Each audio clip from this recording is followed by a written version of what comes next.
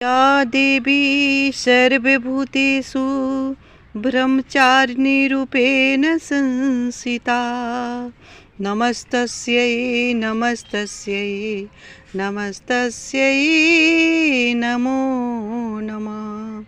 प्रेम से बोलिए ब्रह्मचारिणी माता की जय, सच्चे दरबार की जय। ओम नमः शिवाय, हर हर महादेव। प्रिय दोस्तों, मैं मीतू शुक्ला एसपीएम ब्लॉग में आप सभी का स्वागत करती हूँ। आइए जानते हैं नवरात्र का दूसरा दिन माता रानी ब्रह्मचारिणी का ब्रह्मचारिणी नाम क्यों पड़ा। ये ब्रह्मचारिणी का अर्थ क्या होता है। ब्रह्मचारिणी माँ किन सिद्धियों की प्राप्ति कराती है। ब्रह्मचारिणी माँ की पूजा से क्या फल प्रदान होता है और इनकी कथा क्या है। ब्रह्मचारिणी माँ की कथा सुनने से क्या होता है। तो बने रहिए मेरे साथ मेरी वीडियो में। प्लीज़ मेरी वीडियो अच्छी लगती है तो वीडियो को लाइक करेंगे, चैनल को सब्सक्राइब करेंगे, बेल आइकन को प्रेस करेंगे, जिससे मेरी वीडियो का न्यू नोटिफिकेशन सबसे पहले आप सभी के पास पहुँचे। तो ब्रह्मचारिणी माँ हम सबको एक सीख भी देती है कि अगर आप विद्यार्थी हैं या अगर कोई क्षेत्र में कोई काम कर रहे हैं, कर्म कर रहे हैं, तो उसको बहुत ही मेहनत से करना चाहिए, क्योंकि ब्रह्मचारिणी माँ से सीख लेना चाहिए। ये ब्रह्मचारिणी माँ का नाम इसीलिए पड़ा कि तप की चारिणी। ये ब्रह्मचारिणी माँ हिमालय पुत्री है और शिव को पाने के लिए घोर तपस्या कर रही है। 3000 वर्ष तक सूखे पत्ते, आम के सूखे पत्ते खा करके माँ ने तपस्या किया है। 1000 वर्षों तक के लिए खुले आसमान में बैठकर तपस्या की है शिव को पति रूप में पाने के लिए। अग्नि का सेवन की है, गर्मी के दिन में, जाड़ में पानी का सेवन की है। इसी तरह माँ ने घोर तपस्या की है। कठिन तपस्या करने के बाद माँ ने शिव को पाया है। हिमालय की पुत्री होने के कारण इनका नाम ब्रह्मचारिणी पड़ा, क्योंकि ये बचपन से ही बहुत पूजा पाठ करती थी और शिव के पाने के लिए इनके मन में ललक था। वहीं एक समय नारद भगवान आए और हिमालय राज के यहाँ आने के बाद देखे कि हिमालय राज की पुत्री अत्यंत साध्वी पवित्रता से ध्यान पूजा करती है। तो नारद मुनि ने बताए कि हे पुत्री, आप जा कर के तपस्या करो, तपस्या के कारण ही आपको जो चाहोगी वो वर तुम्हें मिल सकता है। उसी समय माँ ब्रह्मचारिणी ने वन को चली गई और शिव के लिए पति रूप में पाने के लिए तपस्या करने लगी। इसीलिए इनका नाम एक नाम अपर्णा भी पड़ा। माता रानी का अपर्णा भी नाम है।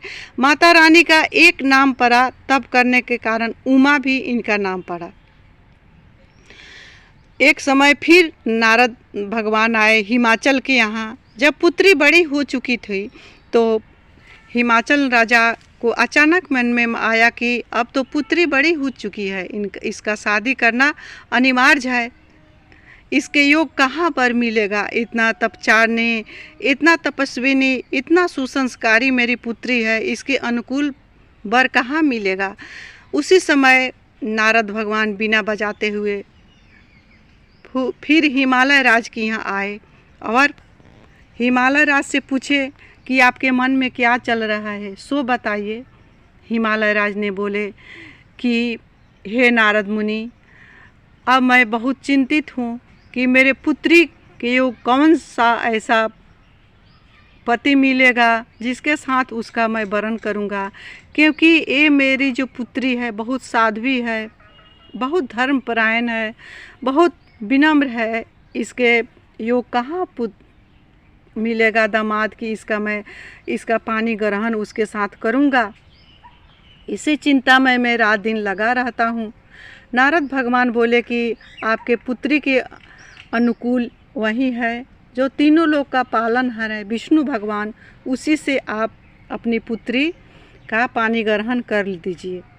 ऐसे कह कर के नारद भगवान चले गए विष्णु लोक में विष्णु भगवान को बताने कि आपका पानी ग्रहण होगा हिमालय पुत्री ब्रह्मचारिणी से। यानी तप की चारनी। विष्णु भगवान सोचने लगे कि मैंने जन्मोपरांत माँ लक्ष्मी से ही शादी करता हूँ, चाहे लक्ष्मी जो भी रूप धरे। जब मैं राम बना तो लक्ष्मी सीता बनी, जब मैं विष्णु बना तो लक्ष्मी बनी, जब मैं कृष्ण बना तो लक्ष्मी राधे बनी। उसके सिवा मैं संसार में, इस सृष्टि में किसी से भी प्यार नहीं करता हूँ। मैं गौरा पार्वती से कैसे शादी कर सकता हूँ? इसी चिंता में बैठे थे। उसी समय गौरा जी को पता चला कि मेरा पिता ने मेरा शादी करने के लिए, मेरा विवाह करने के लिए विष्णु भगवान को वरण किए हैं। विष्णु भगवान के साथ मेरा शादी करने का प्रस्ताव नारद भगवान से भेज दिए हैं विष्णु लोक में। उसी समय अपने सखियों से पार्वती जी बहुत बेचैन हो गई, बहुत परेशान हो गई और अपनी सारी सखियों को बुला करके बोली कि मेरे साथ ये समस्या आ गया है। मैं ताउम्र इतना तपस्या की शिव को वर बनाने के लिए, अब मेरे पिता हिमालय ने मेरा शादी विष्णु भगवान के साथ करने जा रहे हैं। अब मैं क्या करूं? सखिया ने उनको सलाह दी कि हे पार्वती, आप वन को चले जाओ, वहाँ पर हम सभी आपका मदद करेंगे। सखियों के साथ वो वन में जा कर के तपस्या करने लगी। तपस्या से प्रसन्न होकर महादेव ने उनको दर्शन दिए। दर्शन दे करके बोले कि हे पार्वती, तुम अति शीघ्र अपने घर को जाओ, मैं तुमसे ही शादी करूँगा, क्योंकि तुम्हारे जो तपस्या है, एक कठिन तपस्या से मैं अति प्रसन्न हूँ, तुमसे ही मैं शादी करूँगा। उसी समय मैना और हिमालय ने पुत्री की चिंता में पड़े हुए वन में भटक रहे हैं और अपने पुत्री को खोज रहे हैं कि मेरी पुत्री कहाँ गई।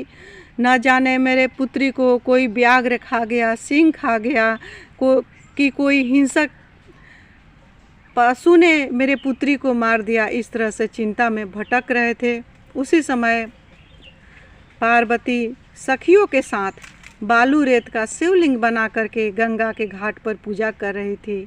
उसी समय हिमालय ने माई ने अपनी पुत्री को देखे और अपनी पुत्री को गले से लगाकर रुदन करने लगे कि हे पुत्री, न जाने कौन से ऐसा पाप हुआ, कौन सा ऐसा गलती हुआ कि तुमने मुझे बिना बताए घोर जंगल में चली आई। मैं बहुत चिंतित हूँ। उसी दिन से मैना और हिमाचल राजा ने एक अन्न का दाना भी ग्रहण नहीं किया था। तब पार्वती ने बताई कि हे पिताजी, मैंने बचपन से ही शिव को वर बनाने के लिए तपस्या की, इतना घोर कठिन तपस्या की।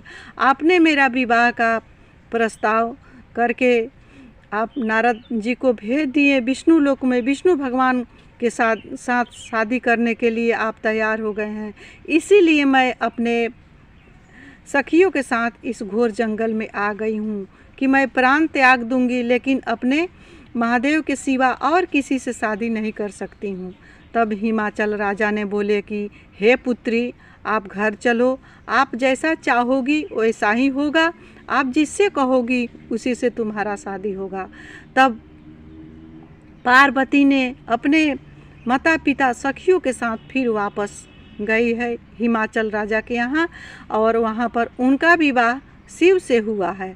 इसी तप के कारण उनका नाम ब्रह्मचारिणी पड़ा है। तो इससे माँ भवानी की तपस्या से, ब्रह्मचारिणी माँ के तपस्या से हम सभी को सीख लेना चाहिए। खास करके जो विद्यार्थी हैं, स्टूडेंट हैं, जो अपने काम में लगे हुए हैं, उनको भी सीख लेना चाहिए कि विद्यार्थी जीवन में ब्रह्मचर्य का कितना महत्व है। जो आप लक्ष्य लेकर के अपने उद्देश्य से जो काम कर रहे हैं उसमें ब्रह्मचर्य का कितना महत्व है, क्योंकि बिना ब्रह्मचर्य का पालन किए हुए आप कहीं भी सफल नहीं हो सकते हैं। क्योंकि जब तक ब्रह्मचर्य धर्म का पालन नहीं किया जाता है तब तक माँ जगत जननी जगदम्बा प्रसन्न नहीं होती है, क्योंकि इनका 9 दिन में 9 स्वरूप है। उसमें इनका खास स्वरूप है माँ का जो ब्रह्मचारिणी है। उनका हाथ में एक कमंडलू है और एक हाथ में जो रुद्राक्ष की माला है। वहीं जो माँ जगत जननी जगदम्बा का महादेव का भक्त है उनको रुद्राक्ष अवश्य ही धारण करना चाहिए। इससे माता रानी बहुत जल्दी प्रसन्न होती है और उनके प्रसन्नता से ही सर्वत्र विजय प्रदान होता है। और माता रानी का जो चैती नवरात्रि है सो माता रानी नीम के वृक्ष में निवास करती है, इसीलिए हो सके तो इन नवरात्रि के दिनों में माता रानी के नाम से, शीतला माँ के नाम से 1 लोटा जल नीम में अवश्य अर्पण करना चाहिए। इस तरह करने से माता प्रसन्न होती है, क्योंकि जीता जागता सबूत है माता रानी का नीम के छोटे छोटे पंखुड़ियों से हवन करना चाहिए। सूखी जो पंखुड़ियाँ है उससे हवन करना चाहिए। हरी हरी पंखुड़ियाँ जो नाजुक नाजुक है उसको भोग के रूप में, श्रृंगार के रूप में माता को अर्पण करना चाहिए और थोड़ा सा पंखुड़ियों को लेकर के प्रसाद के रूप में उसको ग्रहण करना चाहिए। इससे माता रानी के आशीर्वाद के साथ आरोग्य भी मिलता है। तो प्रिय दोस्तों, इसी के साथ मैं अपने वाणी को माँ जगत जननी जगदम्बा ब्रह्मचारिणी के चरणों में विराम दे रही हूँ। मिलती हूँ अगले वीडियो में, तब तक के लिए इतना ही। प्रेम से बोलिए जगत जननी जगदम्बा की जय, सच्चे दरबार की जय। श्री शिवाय नमस्तुभ्यम। हर हर महा